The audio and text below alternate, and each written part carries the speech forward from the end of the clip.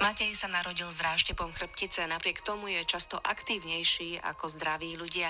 Keď hovorím o dare, ktorý dostal, bolo to pre neho niečo, o čom sa mu ani len nesnívalo. Skupinka vysokohorských nosičov sa rozhodla vyniesť ho na pleciach z hrebienka až na Terryho chatu. Minulý týždeň sme sa za nimi s Maťom do Tatier vybrali a už v lanovke v Starom Smokovci nás privítal jeden z nich, autor nápadu, nosič Jaro Forgáč. Nachádzame sa na údolnej stanici Lanovky v Starom Smokovci a vyvezieme sa hore na hrebienok. Už tu máme aj vodiča, sadol si do kabíny. Bezpečne nás vyvezie hore. My sa musíme vyviezť na hrebienok, kde vlastne my máme sklady, kde nám dovezú tovar a z toho hrebienka vlastne my začneme vynášať hore na tie vysokohorské chaty. Z hrebienka sa nosí na Terryho chatu a Zbojnickú chatu a tiež na Zámkovského chatu, ktorá je trošku nižšie, tá je tak v 1/3 našej trasy.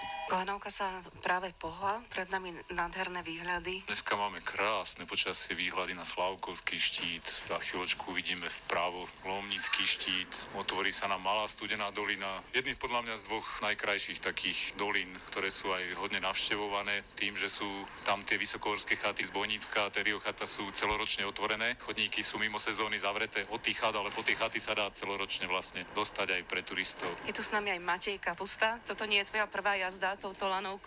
Nie, nie je to moja prvá jazda. Chodím sem rád, tak v lete som tu bol asi 6-krát. Ako si sa Maťo zoznámil s Jarom? S Jarom som sa zoznámil poznať cez internet. My sme si tak začali nejak písať na jar minulého roku. Zistil teda, že som na vozíku, vravel, že je nosič a že by ma rád vyniesol na Terryho chatu. Tak ja som vlastne vtedy neodmietol. Ten tvoj výstup s horskými nosičmi na Terryho chatu, tak to bol pre teba asi najväčší zážitok v tvojom živote? Ja myslím, že určite to bol najkrajší zážitok. Bolo to iné, zase o niečom novom. Ak by som mal vypichnúť prednosť tých najkrajších vecí, tak bolo to, ako keby som sa cítil, že idem po svojich nohách, lebo jak som bol opretý o tie jeho plecia, čiže on kopíroval vlastne chôdzu, čiže ja som mal pocit, ako by som bol chodiaci. No, to bolo asi na tom najkrajšie. Teraz vidíme Lomnický štít, ten krásne spoznáš podľa toho observatória na vrchu, dominuje tej Malej Studenej doline. Jaro, bol to teda váš nápad urobiť Maťovi radosť, ale nebolo to len o tej radosti pre Maťa, vy ste si to užívali ako horskí nosiči. Tak mal som vtedy takú slabú chvíľku, keď som s ním komunikoval, keď som videl, v akej situácii on je, tak chcel som mu to sprostredkovať, že je niečo také možné urobiť a nebolo to len o tom, že jemu pomôcť, bolo tam trošku aj to sebectvo nejaké, že vlastne sebe ukázať, že ako my si žijeme dobre, keď sme zdraví, že si to musíme uvedomiť a vlastne Matej nám dal tým 4 chlapcom, ktorí sme ho niesli, tak Matej nám vlastne ukázal, že čo si my v tom živote máme vážiť a kde sú tie hodnoty. V cieľovej stanici to bolo rýchle, čo? Matej, teraz vyťahnem hore, pôjdem do kabinky za chlapikom, aby som to vybavil, ten váš návrat. Ďakujeme za zväzenie, mladý pán. Ďakujem pekne. Teraz sme vyšli vlastne z tej hornej stanice Lanovky, po tom bezbariérovom prístupe sa vysunieme k hotelu Sorea a prejdeme sa k našim skladom vlastne, kde my si ten tovar nabalíme a odkiaľ sa vyráža na tú vynášku. Ideme tlačiť? No. Či ťahať?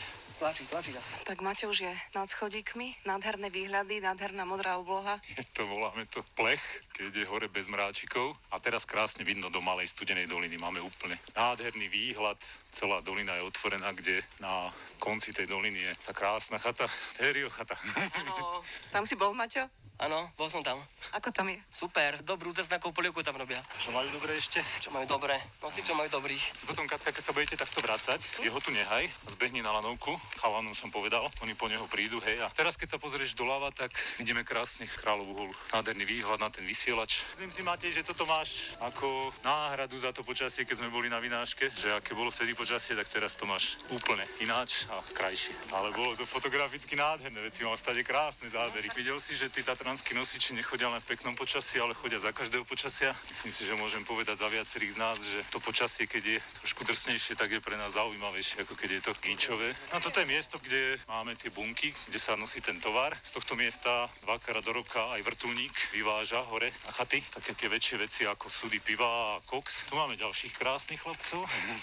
Dobrý deň. Čau, Matúš. Vyšli sme na hrebienok, sme teraz pred bunkami, v ktorých je tovar. Odtiaľ ten tovar nesú hore na chaty vysokohorskí nosiči? Sem sa ten tovar dopraví po ceste. V zime je to sankárska dráha, v lete to funguje ako dopravná tepna na zásobovanie tohto miesta. Ten tovar sem zabezpečí chatár každej tej chaty a tu už sa to odovzdáva vlastne týmto mládencom. Tu sa to prakticky nabalí, každý si nabalí tú vynášku podľa toho, aké sú tie podmienky, leto, zima, podľa toho sa vlastne tá váha reguluje. Tu si človek už vie nejak odhadnúť to počasie, tie podmienky, po prípade si hore zavolá, že aké sú podmienky, pretože niekedy na tom hrebienku je to počasie a tie podmienky sú iné, ako sú hore na chate, predsa len je to veľký výškový rozdiel. Väčšinou je to také pravidlo, že keď tu nefučí, hore fučí a keď hore nefučí, tu fučí, takže ten nosič si to musí správne prispôsobiť tú vynášku, aby hore nemal s tým veľké problémy, pretože môže aj za tie 2 hodinky, kým príde do tých vyšších polôch, môže ten sneh napadnúť 20-30 čísel a môže sa to tak zhoršiť, že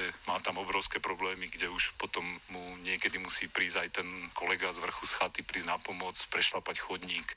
Po pesničke sa do Tatier medzi vysokohorských nosičov s Maťom Kapustom ešte raz vrátime.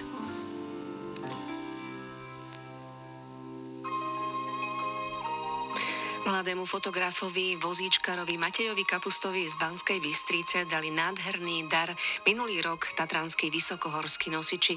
Na svojich pleciach ho vyniesli z hrebienka na Terryho chatu. Po trase, ktorou pravidelne vynášajú hore tovar. S Maťom sme sa minulý týždeň za nimi vybrali opäť, aby sa im ešte raz poďakoval a zároveň, aby si oživil spomienky na tento nezabudnutelný zážitok. Slovo má opäť jeden z nosičov a ten, ktorý to celé vymyslel, Jaro Forgáč z Trnavej Hory. Robím na železnici a vlastne vo voľne chodím sem sa realizovať. Prišiel som sem z takého toho profesionálneho hľadiska skoro pred 13 rokmi. Vlastne som začal s tým, že keď som dostával dom, tak som sa potreboval nejako fyzicky realizovať a tým, že som chodil po tých horách, tých hrebeňovkách, do tých Tatier, som sa nejako snažil dostať a potom náhoda chcela, že som uvidel týchto chlapov a chcel som si to vyskúšať a stalo sa to, čo sa stalo, že som to úplne prepadol a stalo sa to proste mojím životným, nie že cieľom, ale životnou filozofiou. Tie hory mi ukázali niečo, čo tam dole tí ľudia ani nevedia pochopiť a tu sú tí ľudia úplne iní. Za toho socializmu sem ľudia utekali pred tým systémom. Teraz vlastne ten človek, mi to tak prípada, si myslím, že to môžem povedať aj za týchto chlapcov, že teraz človek vlastne ako keby sa mu utekal pred tým konzumom, pred tým životným štýlom, čo sa deje dole, čo je úplne absurdné, čo sa dneska deje. Takže on sa to tak hovorí, že ako keby tu zákony neplatili. No. Jaro sa šiel prezliec, Filip Zacher chystá krošňu? Krošňu si chystá každý sám, lebo on si rozhodne, aký tovar bere, ako vysoko si chce naložiť, akým spôsobom to viazať, ako každý zodpoveda za svoj náklad sám, či ho dopraví nejak nerozbitý alebo tak. Koľko kilogramov váži? Teraz, keď je to už v podstate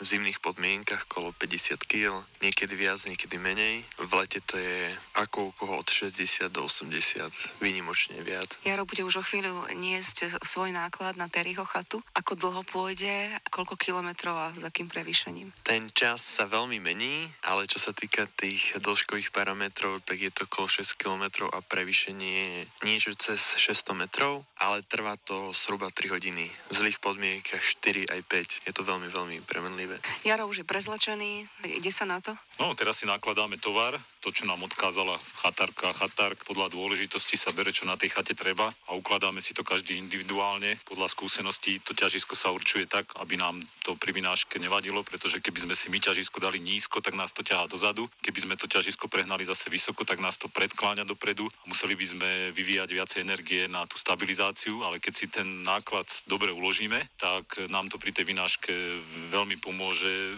Nám tú vynášku prakticky dosť uľahčí. Človek tu musí rátať aj s tým, že príde do nejakého terénu hore, príde do tých problémov, hlavne v tejto zime, takže tá vynáška musí byť uložená na 100%. Keď tá vynáška sa tu dobre neuloží a niekto s tým má problémy, tak si to potom ešte behom cesty niekedy musí preložiť, si to ťažisko buď zvýšiť, znížiť a aby to proste na tých pleciach sedelo tak, ako to má a tiež, aby ma to od tej vynášky nejako neodputávalo. Keby mi to sedelo na tom chrbte, tak zase je to niečo, navyše nejaký problém, ktorý by som musel riešiť. Tieto kuly polystyrenové nám pomáhajú tým, že je tam materiál, ktorý hore by mohol zamrznúť, väčšinou sú to tie potraviny a aby to nezamrzlo, tak sa to ukladá do týchto polystyrenových kulí a v tých podmienkach hore, kde ten mráz sa môže vlastne klesnúť až niekedy do tých minus 20 stupňov, takže aby sa ten tovar neporušil, takže nie len dobre si to naložiť, nerozbiť to behom vynášky, zložky, ale sa aj postarať nejak preventívne tak, aby ten tovar nebol porušený, aby nezamrzol, v lete zase opačne, aby keď sa nesú nejaké zamrznuté potraviny, palacinky, mäso, vajcia,